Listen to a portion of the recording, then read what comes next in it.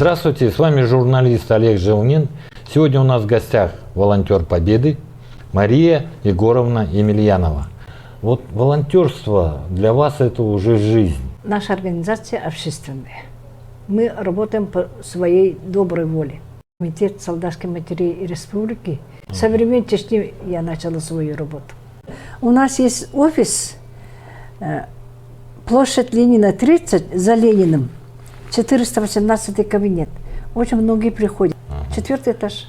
Мы находимся под патронатом Министерства молодежи. Суть комитета солдатских матерей, вот суть ее работы практически не поменялась со времен Чеченской войны. Только ваш опыт, да, специальная военная операция. Суть работы, наверное, не поменялась. Не поменялось. То, что было, и сейчас есть. Но опыт у нас очень большой. В будущем году, в 26-м году, нашему комитету исполняется 35 лет работы.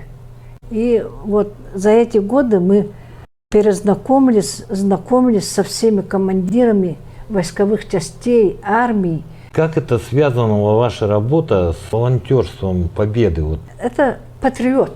Мы ездим по войсковым частям и проводим наш национальный праздник из их. С началом специальной военной операции больше стало забот. Очень много обращений от родителей. Ребята очень много пишут оттуда. Кто сильно ранен, просит приехать, помочь.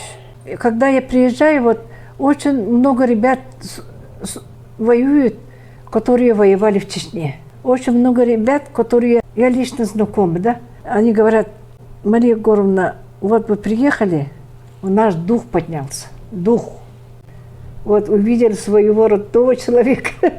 Война, к сожалению, продолжается, но она уже продолжается как победоносная. Да. Я так считаю. Да, мы ждем победу, потому что военные говорили. Я их спрашивала, когда закончится, да?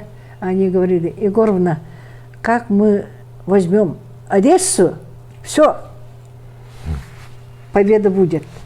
Ну, к этому идет. Я надеюсь, что Одесса будет наша, и победа будет тоже наша.